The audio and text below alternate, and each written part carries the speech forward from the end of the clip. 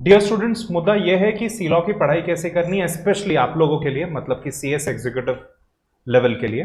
Now that we have couple of months for exam, let us say we have 4 clear months. Please मेरी बात ध्यान से सुनो. कुछ भी हो जाए एवरीवन, सी लॉ के अंदर you must get exemption. C law is there not only in CS executive. Actually CSEET और सीए फाउंडेशन वालों को वो टाइम से, फाउंडेशन और सीएसईटी से होता है. It is not only there in that level, it is there in CA Inter, CS Executive, it is there in CA Final and CS Professional. For us, future company secretaries, everyone, professional में तो C-Law कूट के भरा हुआ है. तो C-Law के साथ SEBI, ICDR, LODR, वो सारी चीजें भी इंपॉर्टेंट है, वो सबका रेफरेंस भी आता है. C-Law जितना चाहिए उतना पढ़ो. If you studied for 1000 hours in the next 4-5 months, it is good. जितना पढ़ोगे उतना अच्छा है. It is like making money. जितना पैसा कमाओगे उतना अच्छा है, प्रोवाइडेड आप अपनी दिमाग का संतुलन ठीक रखो. सेम विद सी लॉ, जितना पढ़ोगे उतना अच्छा है.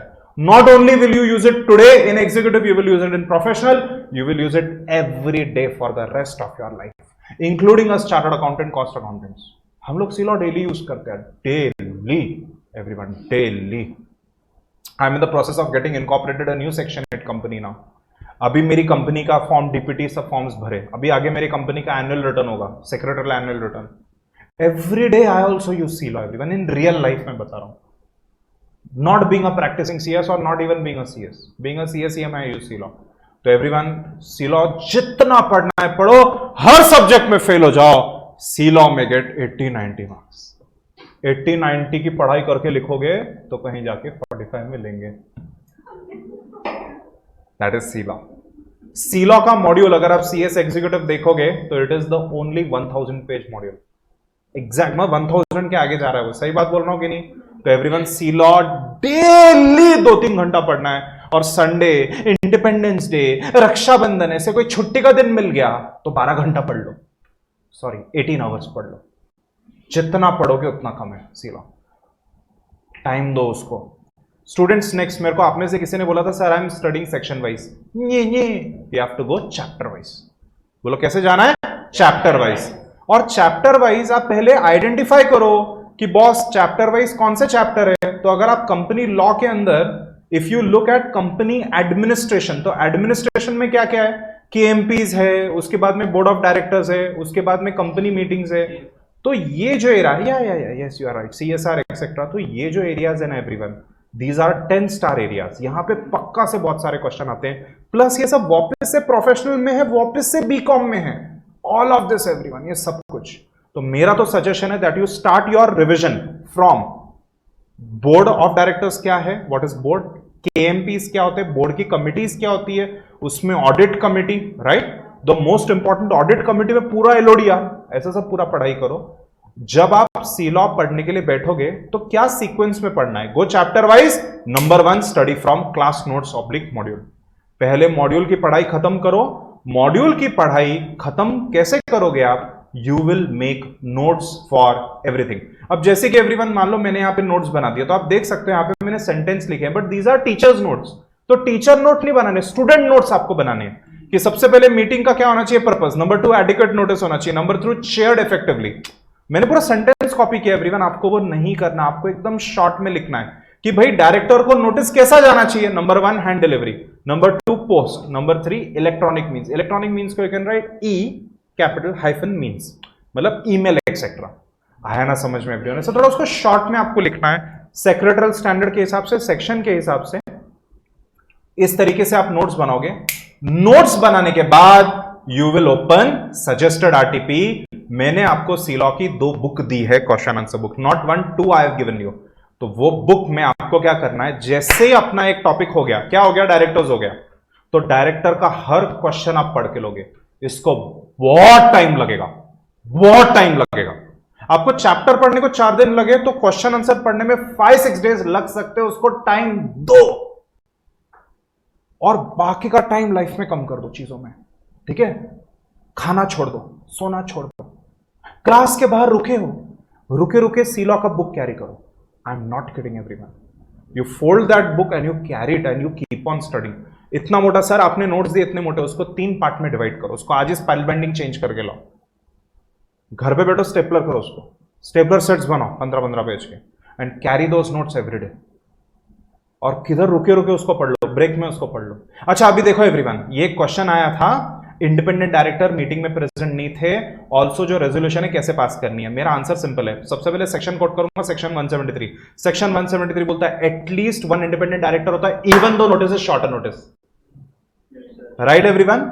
और अगर इंडिपेंडेंट डायरेक्टर नहीं है तो भी चलता है, you have to circulate the resolution and pass the resolution by circulation only after ratification from all director including independent director the resolution is passed. Boom, 2 lines, you will write this in notes. Question, independent director not present, या तो फिर question shorter notice valid question mark, BM मतलब board meeting, arrow, shorter notice valid question mark. ये question लिख के लो, वहां लिखो executive 2018, दिसंबर 2018 का क्वेश्चन है।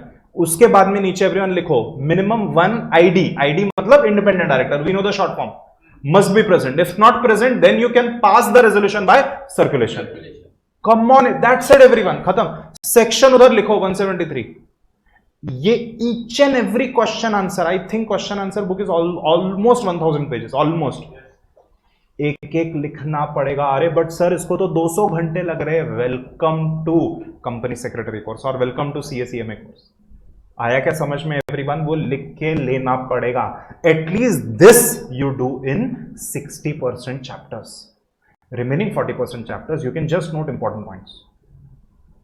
उतना तो मिनिमम करना है तो कहीं पासिंग का पॉसिबिलिटी होगा। और ये सेम नोट्स वापस से हम प्रोफेशनल लेवल में, CA/CMA फाइनल लेवल, बीकॉम में यूज करेंगे, ठीक है ना एवरीवन? ये सारे सिचुएशंस देखो, मीटिंग कब होगी तो last day of giving notice क्या होगा। अच्छा AGM के अंदर 21 क्लियर डेज, बट यहां पे 7 इंक्लूसिव डेज। याद आ रहा है कि नहीं एवरीवन?